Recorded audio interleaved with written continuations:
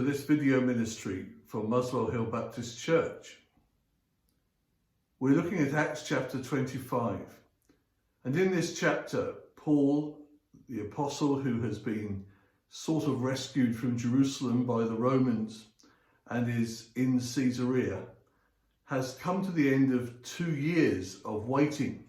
The previous governor, a man called Felix, has heard his case, but has now been recalled to Rome because Felix was a rather poor governor, quite corrupt and violent, and he's been replaced eventually by Festus.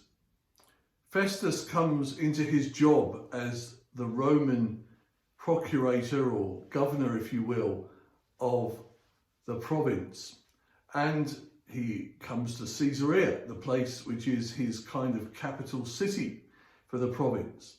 But a few miles away, up in the mountains, is Jerusalem.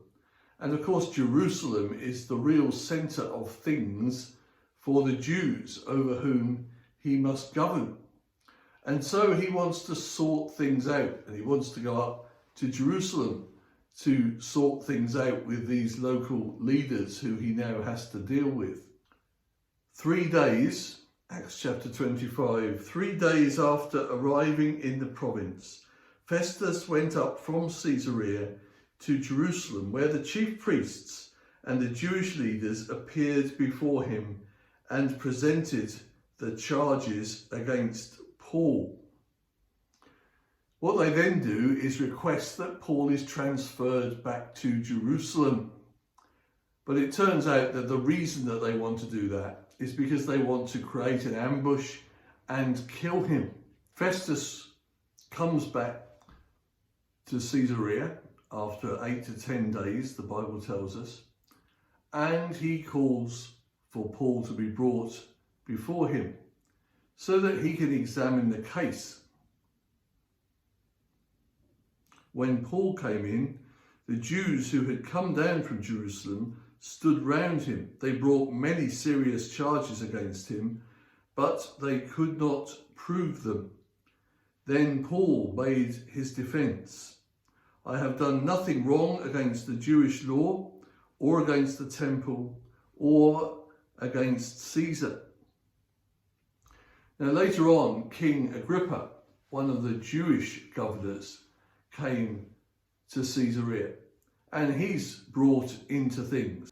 Festus, who has this huge problem to deal with, he wants to try and please his new constituents, if you will, but he also wants to deal with Paul, who's been left around for 2 years once Felix had gone.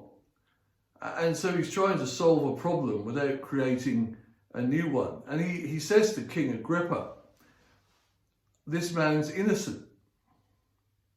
I have found he'd done nothing deserving death, but because he made his appeal to the emperor, I decided to send him to Rome. So this is where Paul's appeal to Caesar kicks in, and Festus then has to find out what it is he's going to tell the authorities in Rome that Paul has done wrong, or at least has been charged with, so that they can make their decision. Well, this is all very interesting, but why is it in the Bible? It's in the Bible because Luke has already written a gospel about Jesus and his ministry. And now he's writing the book of the Acts of the Apostles, as we call it. A book that describes the early years of the church in some respects. But it doesn't really do that. There's an awful lot of things going on in the churches across the world that Acts tells us nothing about at all. Instead, it gives us these rather long speeches and these interactions in these later chapters, especially between the Apostle Paul and these various authorities. I mean, if we were doing a documentary film, we would just leave Paul in sort of house arrest stroke prison and go off to find out what's happening in the church in Antioch or Pisidian Antioch or Derbe. or Ephesus. But no, the Bible wants us to pay attention to what's happening to Paul. And it seems quite clear that what Luke wants us to see is that what happened to Jesus happens to Jesus' representative. Jesus actually said this would happen, that his followers would be dragged before courts and so forth. But here we see it in one particular special missionary that God has dragged out from being on the opposite side and brought him to become his emissary to the Gentiles, to the nations. So we remember how Paul was converted on the road to Damascus and how he literally changed sides completely. Now, what we see here is what happened to Jesus. He was brought in front of Pilate, in front of Caiaphas, the high priest in Jerusalem. He was brought in front of Herod. And there's all these interactions in the Gospels, these trials, in which some people were trying to be reasonably fair. Some people, like Herod, were just being inquisitive and wanting to see miracles.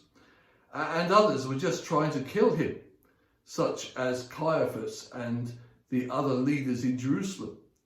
And that's exactly what's happening in this chapter. The leaders of the Jews in Jerusalem, of which, of course, Paul used to be one, have come down trying to find a way to get him killed.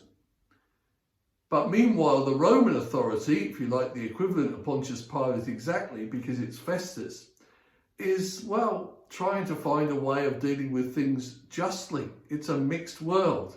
There are enemies of the Christian faith, and there are people just trying to get on with what they do, that the Christian faith interacts around them. And you even, though it's too complicated to go into here, have King Agrippa here, who is some kind of equivalent of King Herod in the Gospels at the end. And therefore, you have the simple message in a funny kind of way, which is what happened to Jesus happens to the people who follow him. And this is a profound and simple Bible truth. Jesus says, I am the light of the world, and says to his followers, you are the light of the world. Jesus tells his followers that you must take up your cross daily and follow me. In other words, your experiences are going to be pretty similar to mine. On a negative front, if you like, on a sacrificial front, on a hardship front, but also that just as he was able to minister to people in a wonderful way, help the poor, heal the sick, bless those whose society was cursing, so his people will do the same thing. Well, that's the lesson from these interactions. There's micro lessons within them. But the big picture is simply that what happened to Jesus is happening again to Paul, except, of course, that he isn't going to end up crucified. He's going to end up in Rome as a missionary, because only Jesus can be crucified for us. But we are the ones who are to go to the whole world and preach his message. Life throws up many choices for a Christian believer, as for every human being. And among those choices is the choice to go for an easy life, for comfortable relationships everywhere around us, or to go for God. Now, sometimes when we follow Jesus, we create new friends, new friendships, wonderful opportunities, wonderful experiences. Sometimes when we follow Jesus, when we speak for him, when we go to where he wants us to go, we create problems, as Paul does here for Festus, as he had done previously for Felix, the governor before. It's not our job in this world to avoid causing inconveniences to people. It is our job to share the message of Jesus for as long as he gives us strength. And so this story brilliantly illustrates to us that when we say we follow Jesus, we do not really mean simply that we do some of the things he said. Following Jesus means a life that will be like his life, a life that will sometimes be welcomed and received with open arms, a life that will sometimes be rejected and cause people to be repelled, as happened to Jesus. The key thing is that whatever happens to us, the thing that we can control and the thing that we should aim to do is to please God, to be what God wants us to be where God wants us to be, and to do what God wants us to do.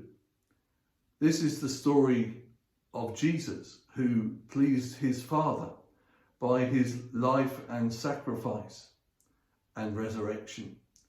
And this is the Apostle Paul as he stands before these Roman officials, with some people repelled by him, the Roman officials basically confused by him, but God pleased with him. And that is what it is to be a Christian in a mixed world.